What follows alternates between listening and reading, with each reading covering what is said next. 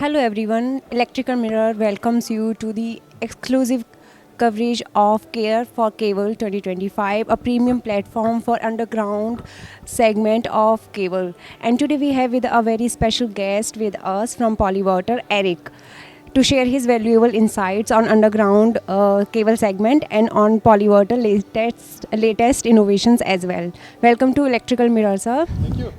So, sir, as we know, Polywater is one of the leading brand in the electrical sector. So, can you please take us through the journey of Polywater so far? Oh, that's already quite a long journey. 50 years, over 50 years ago, our founder developed, invented the first modern cable pooling lubricant. And since then, it has been a journey of development of all kinds of products that relate to cable installation, cable maintenance, and electrical infrastructure maintenance in general. And besides that, also telecommunications infrastructure. So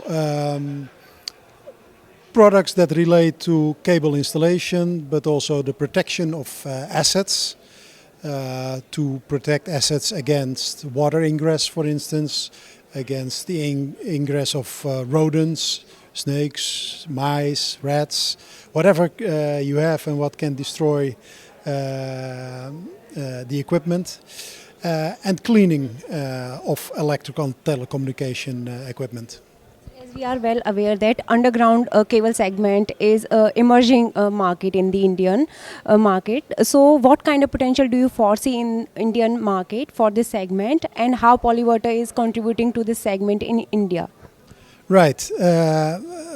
We see a huge potential, and it is certainly true in India, but to be honest, we see it globally. The combination of, in some parts of the world where they're taking overhead infrastructure to underground because of weather mostly. So that provides you a more reliable source of energy. Electrification, as I would call it. The more electrical cars we will be driving, the more electrical energy is needed.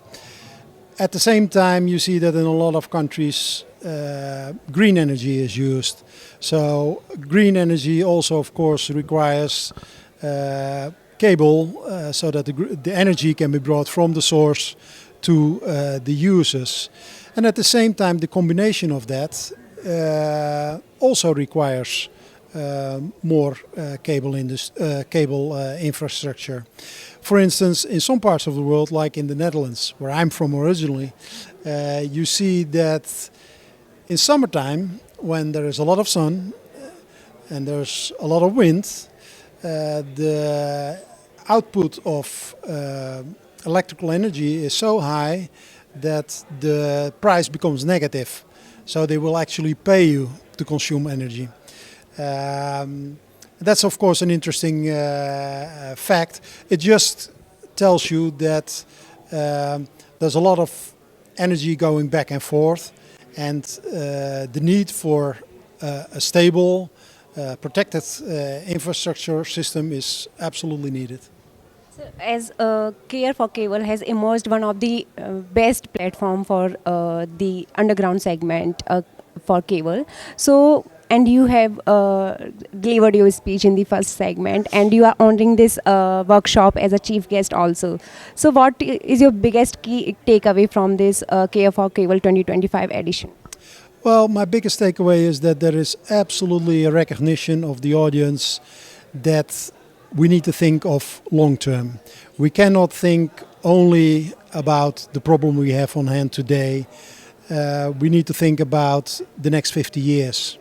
And how can we put a system in place that will allow us to fulfill the need that there is today, but also make it in such a way that it's adaptable, that we can easily take out cable when needed without breaking up streets and completely disrupting daily life.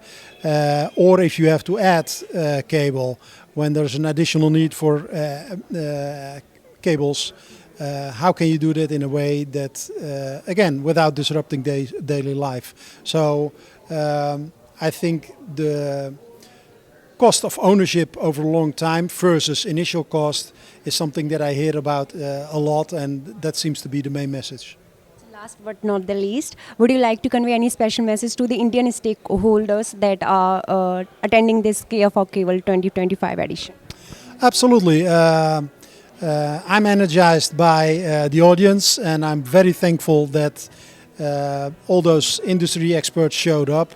And I would like to ask them to continue to educate yourself, continue to learn, go to the websites of all these sponsors, and make sure that you know what is going on in the rest of the world, so that you can learn from it, not to copy it, but to understand what the challenges will be that you will be facing ahead, and again adapt and